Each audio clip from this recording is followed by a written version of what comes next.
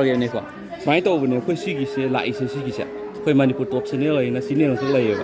ado channel do dagi angamba subscribers ni khongat pane ba ko ado khongala kan sin atop jaga su dum pi di ba jikan na do yamdi yamba na te khaji khaji sum lak pai tare ado lak ko do si kuin na han lak ni si jaga se ado smile na tang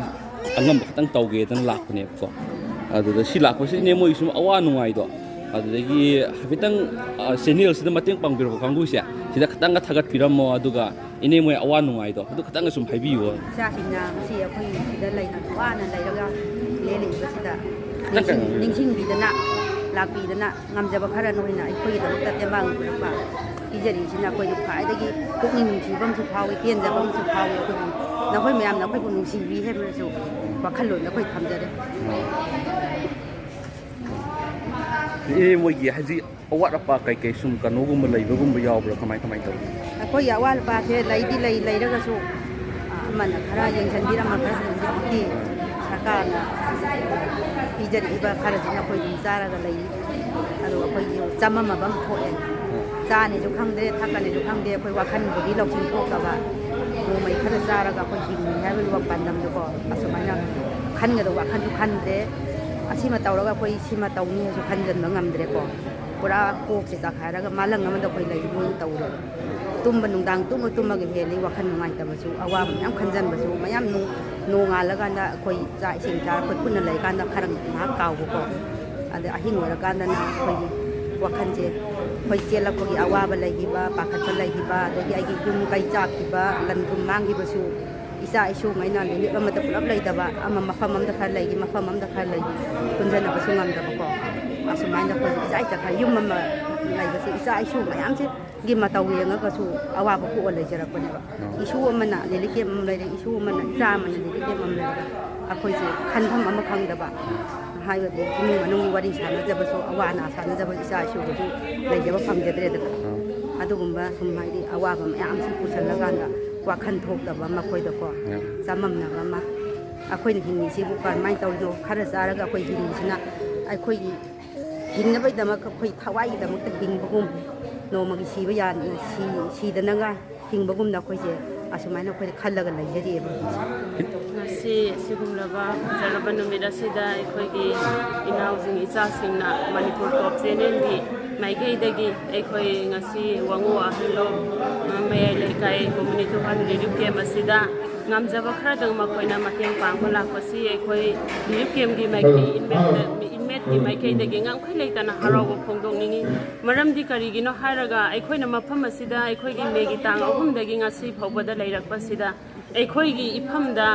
yum kai kaya mai chaga ekoi na mafam asida lakpa sida gi ekoi ngasi phobada haraw nungai ba haibado ekoi ifamda ngasi phobada leitri aduga ekoi ngasi phobada leiriba sumaina tung koina phobada matam kayam koina koi sumaina wana lelaga leigidoino haibase aina muka suma mayang mafamda mu ekoi gi lusingba singi mafamda so aina thamjaning baduni ngasi ekoi na charagi hingli base karino super fine je ekoi na chakcha to ba matungda ekoi hauji chari ba cheng asi khut hamdra su yaba kibang gi cheng ni khoi na chari se nung khra yaw Hawaii kangta kumba musori kumba khara charaga khoi na matam kayam kuina sumaina khoi lelaga leigidoino ba ekoi anaba yam yauri khoi gi hauji hemoglobin gi aduga heart ki problem gi ato anaba ma khan mathen diabetes patient aru banaba mayam ama leiri ba mafam sida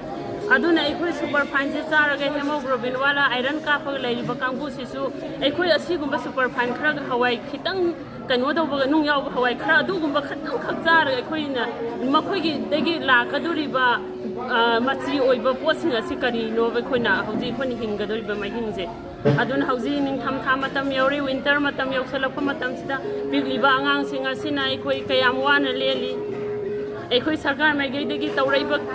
khana khaktuna ekoi karamba mong de koi hingdoino ekoi ni yum dagi lakpa matam da ekoi na seliba piron dress asidagi hena kari mata yaw da bidala bane mafam sida aduna akhoi na hauji hingdoi ba mai hing asi akhoi aduki mati wani hinge haibasi ai amuka akhoi sarkar gi mai gai na muka haijaning baduni ine mo si lai sing se ayam na yum si loi mai thabi khra ba kamai to hoi ayam bana yum loi na mai chak nga ta ne akhoi mafam sida lai bi basi akhoi yum mai chak ta badudi yam ni yaudi chak ta ba tar su chak ga cham mana na kari mata lai tra ba yum phaklang nung nang su in thiwana lai tra ba nga ta yam bo oye bas mafam sida lai basi koi asi akhoi winter matam da angang sing asi gi dagi akhoi na sarkar gi mai gai dagi pirai ba blanket sing asi na suma pung kha ba ngamde haibadi mi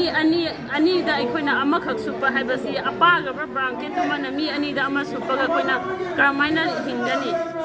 mapa masa angang masa ga uhum lai baduda ani lai ba ama pi baduna karmaina supa ga lai ba ngamgani aduna akhoi ing ba matam asida angang chen ba sing da akhoi adoki mati waye akhoi mafam sida lai ba se akhoi wara ba su akhoi gi wakat pham asi akhoi kadai da wakat khadau bano haibase wakat pham khang de ba khoi aduna akhoi gi wakat pham lai de sarkar na su akhoi na wakat pa si tabi de aduna akhoi kayam kuina sumaini hingi doino ba aduna akhoi asi asumaina sum hinga da woradi akhoi gi leizari ba mafam aduda sira su changa su akhoi mafam aduda changa ga akhoi yum leira su leitra su khoi chasara ge na khalle ba asida sum wara ga leidau sarupudi akhoi mafam duda saga sizaru ban he na phare